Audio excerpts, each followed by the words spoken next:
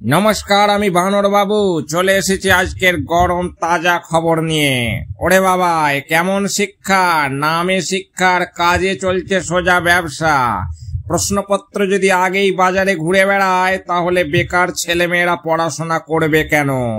আজকের খবর, বাংলার শিক্ষাক্ষেত্রে আবারও এক বিরাট কেলেঙ্কারি। স্কুল কলেজ থেকে চাকরির পরীক্ষা, প্রতিটাতেই প্রশ্নপত্র ফাঁস। বেকার যুবকরা দিনরাত খাটছে, পরিবারের আশা ভরসা, অথচ পরীক্ষার আগেই হোয়াটসঅ্যাপে প্রশ্নপত্র। আর মোটা টাকার খেলায় যারা কিনে নিচ্ছে চাকরি, তারাই হয়ে যাচ্ছে অফিসার। সাধারণ ছাত্রছাত্রীর সঙ্গে এক নির্মম প্রতারণা। আদালত বারবার বলছে দোষীদের ধরো, কিন্তু দিদির সরকার বলে আমাদের লোকজন নির্দোষ। মানে চোর হাতে নাতে ধরা পড়লেও বলে না না, আমরা সৎ। নেতা মন্ত্রীদের আশীর্বাদ ছাড়া এত বড় খেলা অসম্ভব। কোটি কোটি টাকার চাকরি বাণিজ্যে ভরে গেছে শিক্ষা দপ্তর।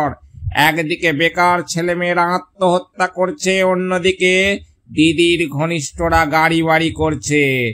শিক্ষা মানে ভবিষ্যতের আলো, আর সেই আলোকে আজ টাকার বিনিময়ে বেচে দিচ্ছে সরকার। বাংলার মানুষ প্রশ্ন করছে, দুর্নীতি, প্রশ্নপত্র ফাঁস, টাকার খেলার কতদিন চলবে?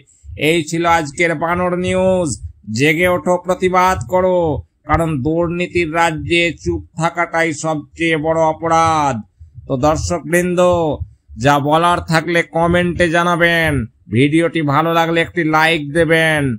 আজকের মতো আমি বানর বাবু এখানেই বিদায় নিচ্ছি। দেখা হবে পরের কোনো নেক্সট গরম টপিকে। ততক্ষণের জন্য টাটা, বাই বাই।